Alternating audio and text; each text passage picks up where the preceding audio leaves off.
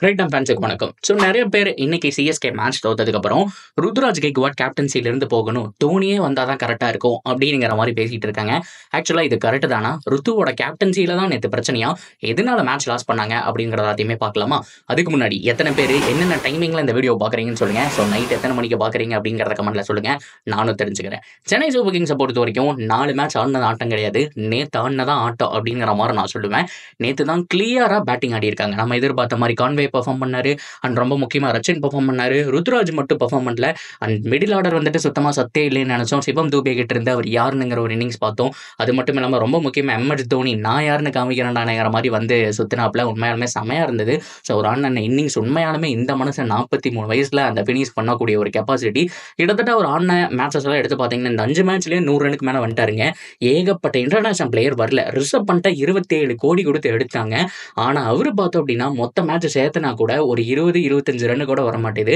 4 மேட்ச்லையுமே அவ்வளோ போர் பர்ஃபார்மன்ஸ். இது மட்டும் கிடையாது, ஏகப்பட்ட இன்டர்நேஷனல் பிளேயர் இதை பண்ணிட்டு இருக்காங்க. உண்மையாலுமே தோனி அவரை பொறுத்த வரைக்கும் பாராட்டி ஆகணும். ஸோ போன தடவை கழுவி ஊற்றினாலும் தோனி தான்ங்கிற மாதிரி காமிச்சிட்டு போயிட்டாரு. அவருக்கு சப்போர்ட் பண்ணுற கால் இல்லைங்க. ஃபினிஷ் பண்ணும்போது ஜடேஜா வந்தார். அவர்கிட்ட ஸ்ட்ரைக்கை கொடுத்தா அவரால் 6 அடிக்க முடியல, 4 அடிக்க முடியல. ஸோ ஜடேஜாவும் முன்ன மாதிரி கிடையாது. நமக்கு ஒரு ஃபைனல் வின் பண்ணி தந்தார், ஒரு 6 ஒரு 4 அப்படின்னு சொல்லிட்டு. அந்த ஜடேஜா கூட கிடையாதுங்க. 2021, 22, 23 இந்த ஜடேஜா போயிட்டாரு. போன வருஷமே அவருடைய பேட்டிங் ஃபார்ம் எல்லாம் விட்டு பவுலிங் ஃபார்மும் கொஞ்சம் தேஞ்சிக்கிட்டு போயிட்டு இருக்கு. ஜடேஜாவை நல்லா நோட் பண்ணீங்கன்னு தெரியும். ஃபர்ஸ்ட் எல்லாம் வந்தாருன்னா 6வது ஓவர் வருவார், ஒரு 11 ஓவருக்குள்ள அந்த ஒரு 4 ஓவர் அப்படிங்கிற மாதிரி மாற்றி மாற்றி கொடுப்பாங்க. ஒரு 12-13 ஓவருக்குள்ள அவருடைய அந்த கோட்டாவை முடிச்சுட்டு போயிடுவார்.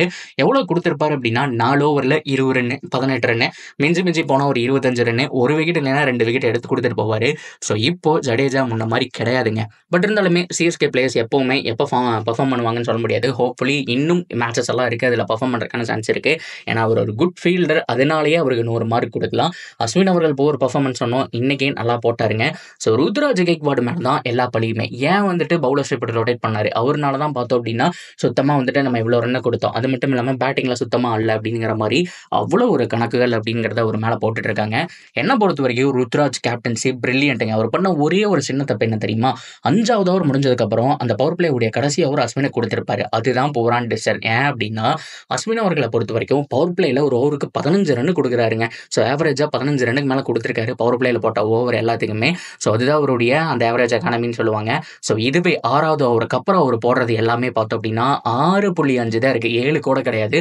அவ்வளோ சூப்பராக கண்ட்ரோல் பண்ணுறாரு. ஸோ இது அவருக்கும் தெரியாமல் போச்சு, இனிமேல் தெரிஞ்சுக்குவாருன்னு நினைக்கிறேன். இது மட்டும்தான் மிஸ்டேக்கு, மற்றபடி எது மிஸ்டேக் அப்படின்னா அவர் மேலே குறை சொல்லவே முடியாது. ஃபீல்டர்ஸ் சொதப்பிட்டாங்க. முகேஷ் சௌத்ரி ஒரு கேட்சை பிடிச்சி பவுண்டரியில் காலை வச்சிருவார். எவ்வளவோ கேட்ச் வந்து கைக்கு வந்த கேட்சை கலீல் அகமது ஆரம்பத்தில் விடுவார். ஸோ ஆனால் அது கொஞ்சம் கஷ்டமான கேட்ச் தான், ஏன்னா அவர் பவுலிங்கும் போட்டு வந்து பிடிக்கணும். ஸோ அதனால வந்துட்டு கொஞ்சம் கஷ்டம்னு சொல்லலாம். ஸோ அதுக்கப்புறம் 2 சான்ஸ் அப்படிங்கிறது விஜய் சங்கருக்கு போச்சு, அவங்க மிஸ் பண்ணாங்க. ஏகப்பட்ட சான்ஸை ஃபீல்டிங்கில் கோட்டை விட்டாங்க. பிரியா நாரியா இன்னைக்கு 100 அடிச்சாரு, அதனால தான் இன்னைக்கு பஞ்சாப் ஜெயிச்சிருப்பாங்க அப்படிங்கிற மாதிரி நீங்கள் பார்த்துருப்பீங்க. ஆனால் அவரோட கேட்சை எங்கெல்லாம் விட்டாங்க தெரியுமா? ஆரம்பத்தில் ஒரு 10-15 ரனில், ஒரு 20 ரனில், ஒரு 56 ரனில், ஒரு 78 ரன்லேங்கிற மாதிரி அரௌண்ட் 3 to 4 டைம்ஸ். இதில் 1 கஷ்டமாக இருந்தால் கூட 3 பிடிச்சிருக்க வேண்டிய ஒரு கேட்சு.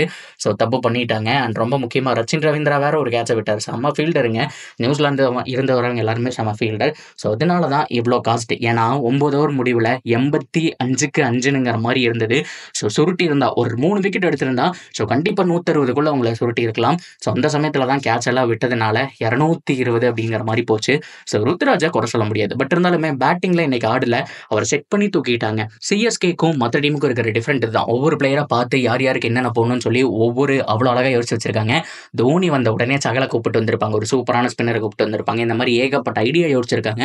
ருத்ராஜ் கரெக்டாக அந்த ஃபீல்டர் வச்சு செட் பண்ணி எடுத்திருப்பாங்க. ஸோ இதெல்லாம் சிஎஸ்கே பண்ணுறது கிடையாது, நிறையா வந்துட்டு யோசிக்கணும். ஆனால் மற்றபடி ருத்ராஜை பொறுத்த வரைக்கும் இன்னைக்கு அவர் ஓரளவுக்கு சேசிங்கில் கை கொடுக்கல அப்படின்னா கூட அவருடைய கேப்டன்சியில் எந்த குறையும் இல்லை. இப்போதைக்கு சென்னை சூப்பர் கிங்ஸ் எதை பற்றியுமே குறைப்பா அப்படிங்கிறத வந்துட்டு சொல்லக்கூடாது, ஒரையும் பண்ணிக்க கூடாதுன்னு நான் சொல்லுவேன். அண்ட் அது மட்டும் இல்லாமல் ரொம்ப முக்கியமாக எம்எஸ் தோனி அவர்களுடைய ஃபார்மும் கேள்விக்குறியா இருந்துச்சு. அவரும் வந்துட்டாருங்க. இதே மாதிரி மேட்சுக்கு நம்பர் 4ல் வரணும். ஸோ 2-3 பால் நிறையா பார்த்தா கூட ஸோ அதுக்கப்புறம் மீதி இருக்கக்கூடிய பால் டைமிங் பண்ணும். ஜடேஜா ஓரளவுக்கு நல்லா பேட்டிங் பண்ணும். அண்ட் இன்னும் எக்ஸ்ட்ரா ஒரு பேட்ஸ்மேன் வேணுங்க. விஜய் சங்கருக்கு அவருக்கு பட மாட்டேது. ஸோ விஜய் சங்கர் அது போக இன்னும் 2 பேட்ஸ்மேன் உள்ள வந்தாங்க அப்படின்னா இந்த டீம் பக்காவாக இருக்கும். ஸோ 9 மேட்ச்சில் 7 வின் பண்ணால் பிளே ஆஃப் கொஞ்சம் கஷ்டம் தான். ஸோ அதுக்கு முன்னாடியே தோனி தான் வரணும், தோனி தான் கேப்டன் அப்படிங்கிற மாதிரிலாம் சொல்லிட்டுருக்காங்க. அதெல்லாம் எதுவுமே வேண்டாம். ஸோ தோனி அவர்கள் அவர் முடிச்சிட்டாருங்க. இந்த ஒரு மீதி இருக்கக்கூடிய 9 மேட்ச் விளாட்றாரா, ஸோ இதுக்கப்புறம் ரிட்டைர்மெண்ட் தான். ஸோ 99% ரிட்டையர்ட் ஆகிடுவார். ஸோ இருக்கக்கூடிய இருக்கக்கூடிய மேட்சஸ் அவர் என்ஜாய் பண்ணி ஆடிட்டு இருக்காரு. ஸோ மறுபடியும் தோனினா அடுத்த வருஷம் வந்து பண்ணுவாரா? அடுத்த 10 வருஷத்துக்கு பண்ணுவாரா? ருத்ராஜ் கிட்ட தானே சிஎஸ்கே இருந்தாகணும். ஸோ அவருடைய கேப்டன்சி வந்துட்டு டெவலப் பண்ணி தான் ஆகணும். ஸோ ஒரு மேட்சுக்கெல்லாம் கேப்டனை மாத்துங்க அப்படின்லாம் சொல்ல முடியாது. ஸோ எனிவே இத்தனை நாள் இருந்ததுக்கு சிஎஸ்கே கிட்ட ஒரு நல்ல ஒரு ரிசல்ட் தெரிஞ்சிருக்கு. ஃபீல்டிங்கை மட்டும் சரி பண்ணாங்க அப்படின்னா அடுத்தது கொல்கத்தா கூட மேட்ச்சு அது ஓரளவுக்கு ஈஸியாக வின் பண்ணி மீதி இருக்கக்கூடிய மேட்சஸ் எல்லாம் அப்படியே கொஞ்சம் கொஞ்சமாக வின் பண்ணிட்டு போகலாம் அப்படிங்கிறது தான் அவங்களுடைய பிளானாகவும் இருக்கும். பொறுத்திருந்து பார்ப்போம் என்ன பண்ண போறாங்கன்னு சொல்லிட்டு. உங்களுடைய கருத்துக்கள் தாராளமாக கமெண்ட்ல சொல்லலாம். அண்ட் தொடர்ந்து அப்டேட்டுக்கு சேனலோட இணைஞ்சிருங்க. சப்ஸ்கிரைப் பண்ணி சப்போர்ட் பண்ணுங்க.